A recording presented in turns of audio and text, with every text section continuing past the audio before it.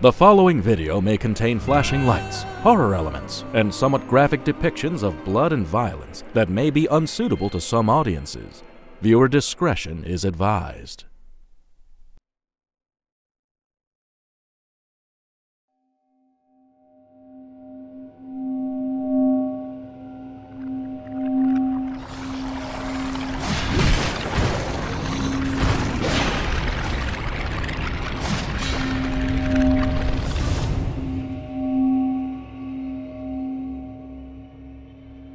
Kyle had woken in a cold, dark void. The surrounding nothingness was familiar enough that it seemed only a little off-putting. Hello? Is anyone there? Did I die? Kyle placed a paw to his chest. He sat in silence and listened. The only sound to be heard was that of his heartbeat, the emptiness around him making it seem even louder than usual. My heart's still beating, but where am I? What happened? I remember pain, and then everything went black. What happened to everyone else? Strange sounds began to surface from all around him. He turned in every direction, nervously trying to pinpoint where all of it was coming from. His heartbeat began to grow faster and louder, and he could feel cold sweat beginning to form on his face. Who's there? What is this place? Kyle. Ah! Hearing the familiar voice, Kyle jumped, turning to face behind him. Then from the shadows, a Pokémon appeared, so clearly to him despite the lack of a light source. The looming form of Arceus, the legendary Pokémon said to wield the power to shape worlds. You're... I'm Arceus. Yes. Please, do not fear. I know your voice.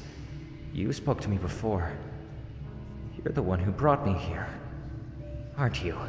Yes, I played a part in that. Well, can you take me back home? I was in a void like this before, right? Can't you make another big light and just send me back to my... Kyle, as things are now, even if I wanted to, I cannot send you back yet. No. Am I going to be stuck here? Stuck as a Pokémon forever? There is a reason why you were summoned. Did you not think of questioning that at all? What? A reason? What reason could you possibly have? I'm just a nobody. I don't... There isn't much I can share with you at this moment. It isn't safe. But I've brought you here because I am under siege. Siege? I don't understand. What could threaten you? You must understand. This isn't just about me. In fact, all living creatures are in danger, both in this world and in yours. I have chosen you and used my last moments of freedom to bring you here. Why me? Could you have picked any human? What am I supposed to do? Kyle, you are different. There is something within you, something incredibly special, but it is still far too early. Telling you everything now would be a risk. My remaining energy is slowly shrinking, and we are not quite alone. Kyle's spine bristled and his hackles raised in anticipation. He half expected something to jump out and attack him that very moment, but instead, what felt like an eternity went by, and nothing happened.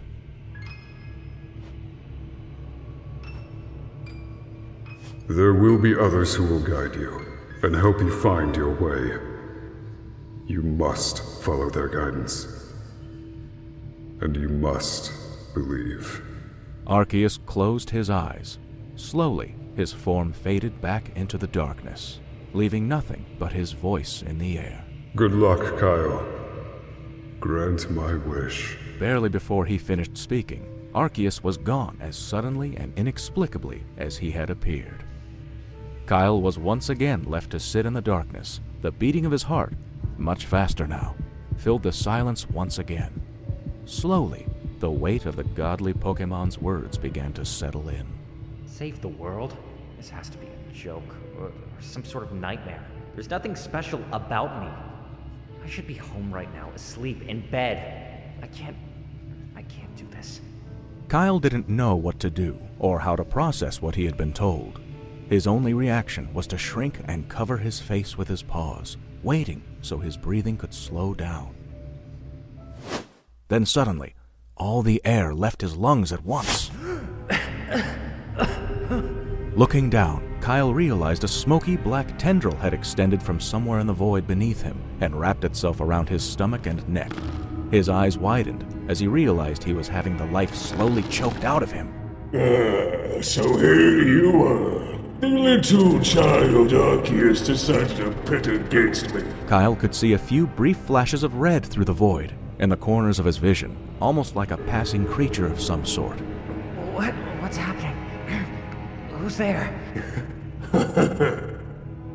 So pitiful. So helpless. What was that pathetic being thinking bringing you here? Does he really believe that all it takes to bring me down is a sad little human? Flailing his legs, Kyle tried to kick the tendrils away. But to no avail. More appeared and immobilized his hind feet, then his tail, his paws, and his snout. Kyle could no longer move or breathe, and he'd already begun to feel his lungs burn and his vision blur. He groaned and flailed, trying desperately to cry out into the darkness for help. Fighting is useless! The terrified Umbreon felt everything start to slip from him once more. He had lost all feeling in his legs and torso. Am I really going to die here? In the void? Where nobody can hear me? Ominous red eyes appeared before him as the world became heavier and fuzzier. What does he expect you to do? Come find me and face me yourself? Fine! Come to me then! Try. There is nothing you can do. Arceus is merely wasting what little energy I've yet to steal from him. Soon, both worlds will belong to me! He says there's something within you. I'll find you, little Kyle, and tear it right out of you! Then the tendrils shook and twisted, releasing Kyle's body and flinging him into the air. When he collapsed onto the dark ground, everything around him snapped back into color. Pokémon Mystery Dungeon, Arceus' Wish, Chapter 2, Assimilated.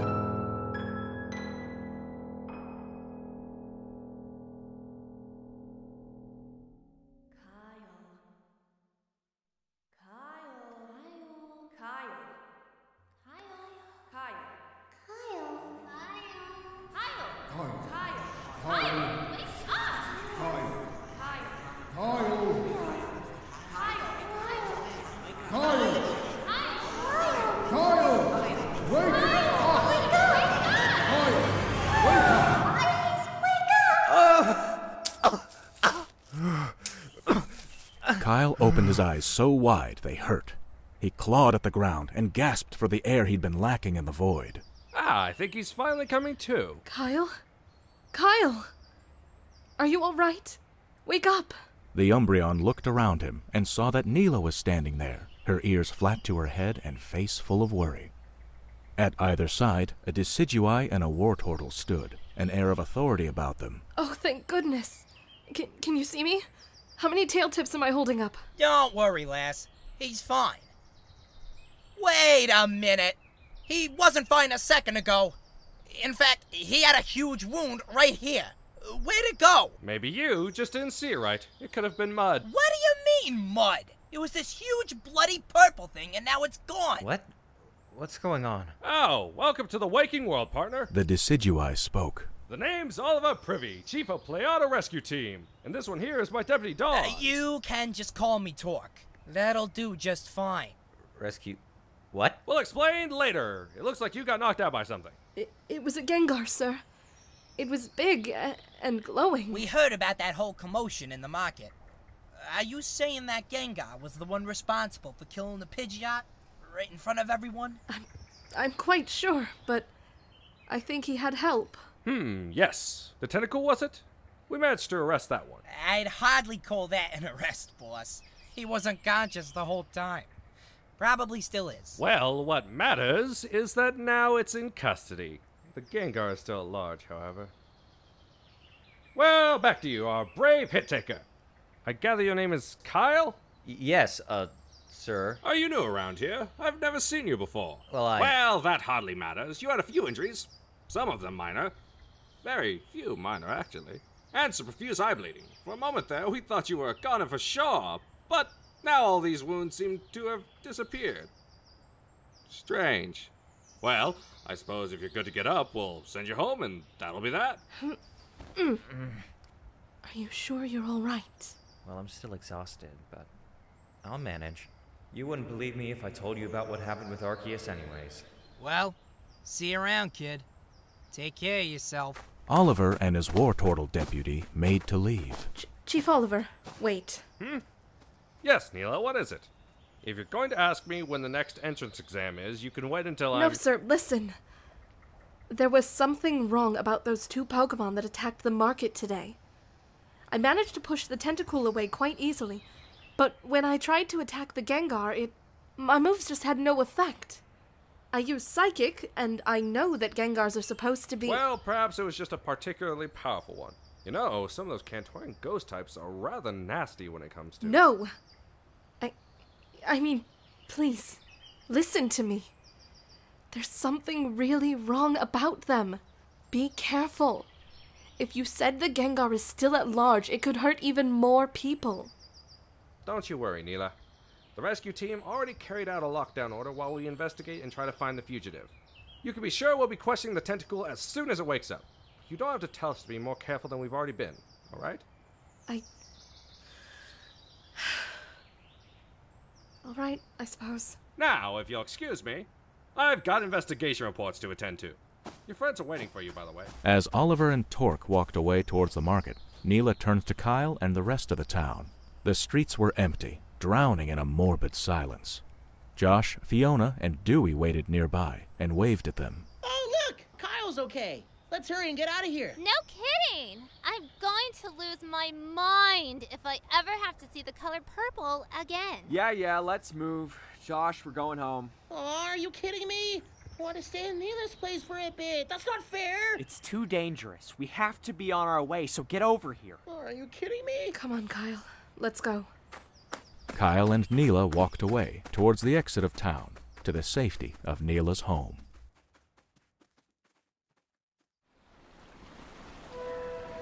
The night air hung heavy with moisture, making it clear that rain was coming. Sneaking carefully across the Pleada River Bridge, a cloaked Pokémon made its way to the sleeping, recovering town. A bag strapped across its back, the Pokémon moved forth with purpose, knowing what might await beyond Pleada Town's wooden borders.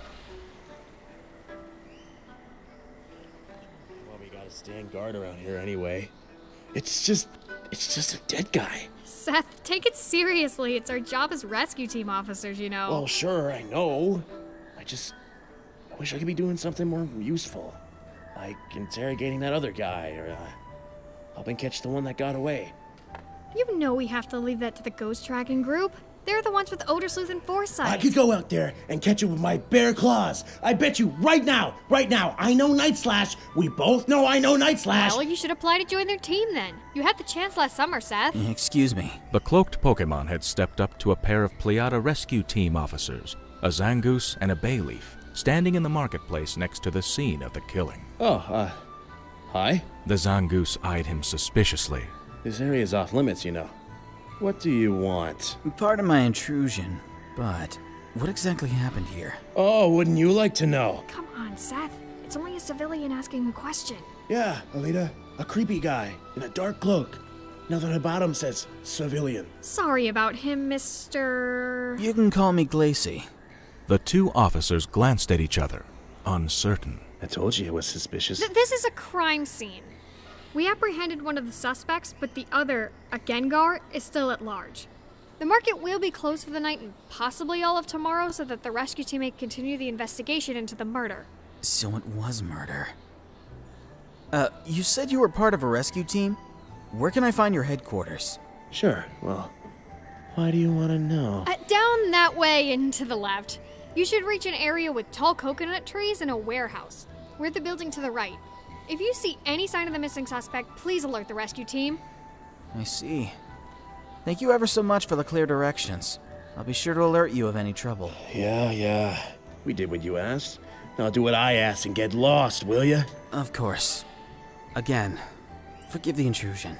Glacy nodded respectfully and padded away, slinking into the shadows between two houses. The officers looked at each other again.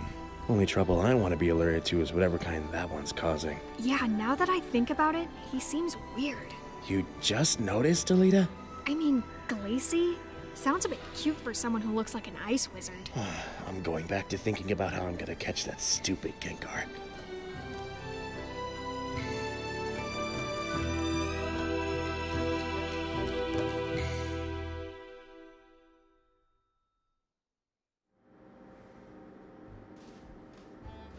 You know, I'm just not sure what to make of this. I mean, come on. Murder?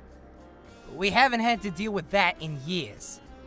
And then when it does happen, it's like some kind of tag team of crazy glowing dudes. Honestly, I've seen worse. What on earth kind of stuff have you seen? Look, we just have to let the ghost catching team do what they do best. I mean, yeah, but it's been hours. That tentacle hasn't budged. Is it even alive? Of course it's alive! Why wouldn't it be? Just then, the door to the rescue team headquarters opened wide. Oliver felt a cold breeze ruffle his feathers and turned to see a cloaked stranger stepping inside calmly. Oh, hello. It's rather late. I'm not sure what you could possibly need. Are you the chief of this town's rescue team? What? Why, yes I am. Might I request to see the tentacle you have in custody? Well, I'm not— Why, he a friend of yours? Visiting hours are over, you know. I understand, gentlemen. There's just a matter I wish to clarify. I said, visiting hours are over. What are you doing? Oliver, stand back. Glacy stepped forward. Gentlemen, you must understand, that tentacle should not be in that cell. And if my suspicions are correct, it should not be anywhere near this town. What, so it really is a friend of yours? I was kinda joking, you know. No, it's simply too dangerous for all of us. You wouldn't believe me if I told you. Please, let me through. I'm gonna have to go with a big fat no on that one, Chief. That's alright. It's imperative that I do this. A cloud of snow erupted from Glacy's cloak, and icy spikes formed on the floor around him. What's going on? I've seen your type. That tentacle knows something it shouldn't, don't it? You wanna erase him? Not quite. But there are powers here that exist beyond this world, and it makes that tentacle more dangerous than you can imagine. You're in over your heads, and I've got no time to stand here and risk letting it awaken. Glacy leapt at Torque and Oliver, blowing a cloud of snow between them as a distraction. He landed and tried to slip by them, but Torque grabbed him by the tail. Oh, you are not gonna be murdering anyone tonight! Torque leapt into the air and rolled into his shell, launching Glacy back closer to the entrance. Yeah! Oliver pulled a quill from his back and stretched one of his uniform straps into a bow with his wingtip, training the point of the quill at him like an arrow. That tentacle may have hurt someone, but we will not stand by and let you do the same. That tentacle is endangering every citizen in this town just by being here, and the Gengar that escaped could be doing damage already. I hardly have time to discuss. Glacy shot Ice Beam from his jaws, forcing Oliver and Torque to split apart. He raced through them towards the door at the end of the room and blasted the floor in front of them, creating a wall of icy spikes to keep them from approaching. I don't want to hurt either of you. This conversation is over. Glacy pushed through the door at the back end of the room and ran down the hall behind it. Oliver shot his quill, but it missed and stuck to the wood instead. He's going to the detention area! We need to stop him! With a thumbs up, Torque retreated into his shell. Oliver promptly gave him a hard kick, sending him crashing through the wall of ice, creating an opening. Racing through the door, Oliver and Torque ran down the hall after Glacy to the detention area. When they arrived, they caught sight of him standing at the end of the room, watching the unconscious tentacle through the prison bars. So I was right. It seems my suspicions have been validated. This is... Step away from the cell with your paws where we can see them. Oliver had another quill arrow trained on Glacy, who tensed and turned his head at the officers slightly. You know, in your position, I would have said freeze. It sounds a lot cooler. And ironic. Stop telling me how to do my... What? Just then, Oliver dropped his quill. He saw the tentacle slowly rise in its cell as they spoke, a look of hatred in its scarlet eyes. Oh dear. What? As soon as Glacy turned back to look into the cell, the tentacle had swung out and hit the bars hard, slightly bending them. Dear Lord! How'd it do that? Sit down! With another swing of its glowing tentacles, a few of the bars bent and shattered, and the tentacle was free. Glacy's eyes widened, and he promptly shot Ice Beam at it, but it dodged and charged towards him. A shooting feather grazed the tentacle's side, distracting it just long enough for Glacy to move away. That's not a normal Pokémon, is it? I see what you meant now. Without missing a beat, the tentacle was upon them again. This time, Glacy's Ice Beam hit it square in the face, partially freezing it and causing it to collapse onto the ground. With a powerful jet of water, Torque sent it crashing back into its cell, and Oliver shot a quill, pinning one of its tentacles to the wall. Be gone! Glacy formed Icicle Spear and hurled it as hard as he could at the enemy. Before it had the chance to recover, it pierced through its head, finally ceasing the struggle. The three collapsed to the floor, catching their breath. All right, pretty boy. I need answers. Now, what was that freaky thing? That tentacle. It was not itself anymore. That kind of creature is known as an assimilated Pokémon, and it typically possesses unbelievable strength and resistance. I could tell that much, but now it's dead. We killed it. It was actually dead from the beginning. What are you talking about? I've seen it happen a few times. Sometimes, Pokémon are struck down and lose their minds, turning into this. But often, those who are killed rise up from the dead as violent, bloodthirsty, assimilated beings. I noticed a wound on its body as it laid in the cell. It didn't look like it could have lived through that, considering what must have caused it. How can this be happening? When did these assimilated start appearing? And why? The door slammed open, and Officer Alita charged in. Alita? Chief, we have an emergency at the plaza. What happened? The murder victim, he just stood up. What? He's still mortally wounded, but somehow violently attacking everything in its vicinity. Assimilated! I knew I shouldn't have left it there. We have to go. Now! What? It's you. Questions later. It's time to leave. They all charged out of the detention area and headed for the marketplace.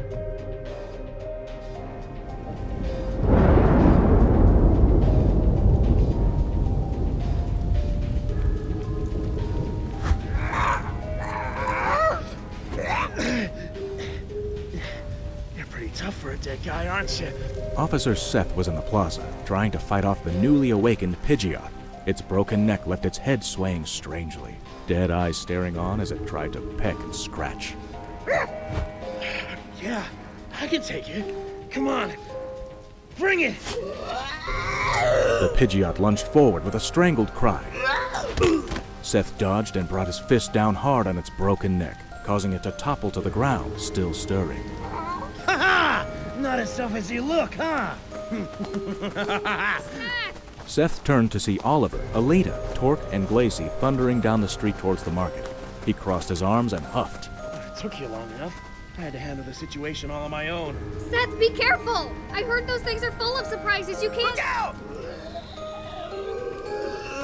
The Pidgeot had risen again and tried to sneak up behind Seth.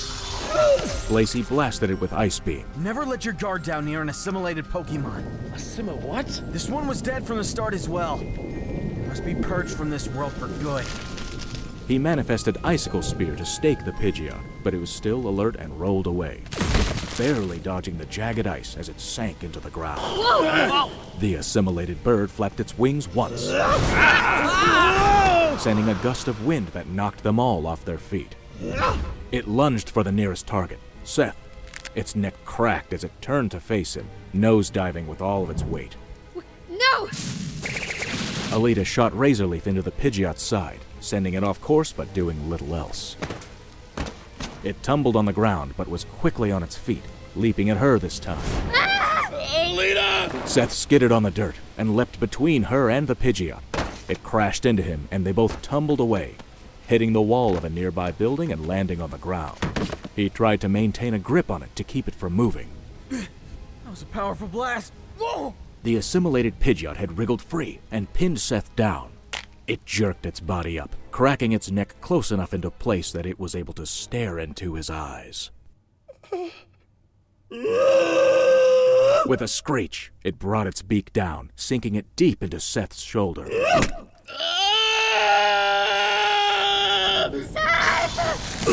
Glacy took it down with Ice Beam, leaving one of its wings frozen.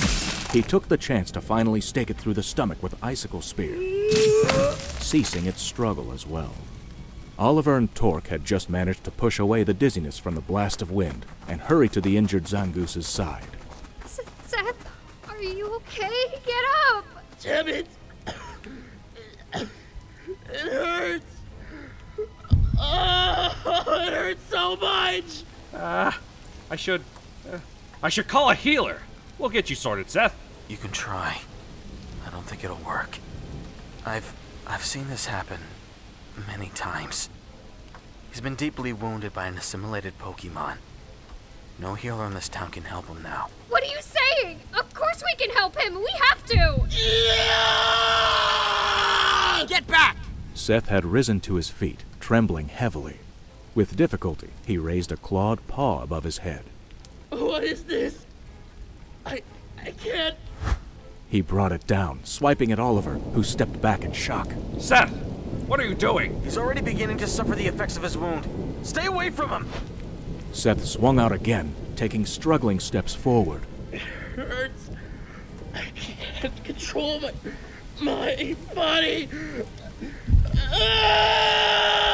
His claws kept swiping aimlessly at the others, one nearly missing Alita's face. What's happening to him? He's slowly losing control of his actions. Soon enough, the assimilation process will complete and overtake him altogether. Seth clasped his bleeding shoulder and fell to his knees. He shook and stared at his paw, the world going in and out of focus. Help me. He looked at Alita, his eyes glazing over, tears forming. The bay leaf could barely keep herself from reaching out. Alita.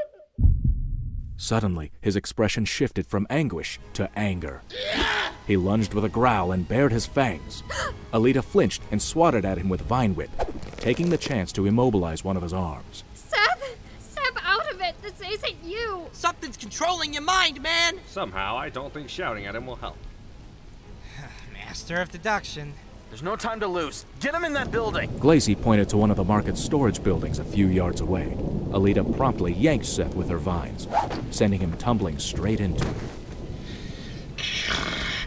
The air around Glacy burst into ice and snow. His cape billowed as icicles formed straight up from the ground, blocking the way out of the building. Seth tried to clamber over the ice, but could find no way out.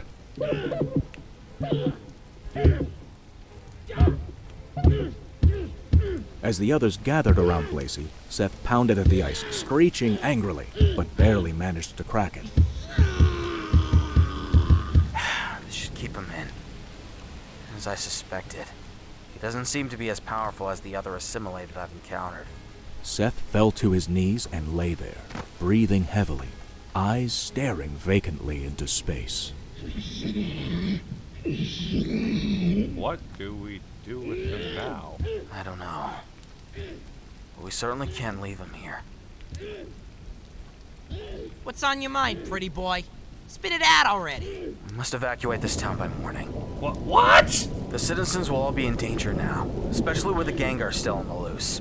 Perhaps the neighboring city will take these people, just until the island's clear of danger. This is a huge operation to organize by morning. I'd have to fly over to Pontea Village, and I'd have to try to find their authorities, and... I think he has a point, Ollie. You saw what happened to Seth. Just one stab is enough to make someone go crazy. We can't afford to let anyone else end up like that. Is there a way to cure assimilation? Where does it even come from? Is it some sort of disease? Not that I know of. It usually happens to Pokémon who have already died.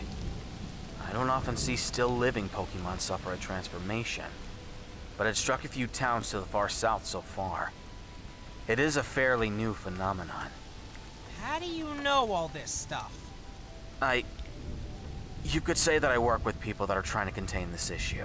Well, if we want to have any chance of confirming an evacuation order across the river to Pleada Village, I'd better set off immediately. Better make sure to get some Pleada buns on my way back. Torque, you're in charge in the meantime. Make sure that everything is ready on our end for the evacuation to go smoothly. Yes, sir. I expect some Pleada buns to be left for me as well. I'll see what I can do. Alita? I'll help, sir. Me too.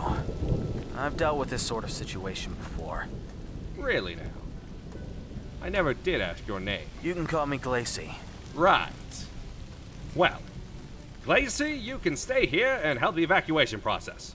I probably won't be back until morning, so you make sure to follow Torque's orders. Understood.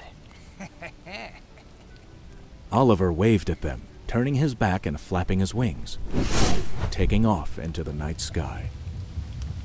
The journey to the neighboring village would be relatively short, but he had no time to lose. As he flew over Pleada, he looked down at the town, now silent once more, and bound to be empty the next day. Seth, no, Alita will probably be beside herself with your condition, but I'll make sure to get to the bottom of this. I'm going to save you.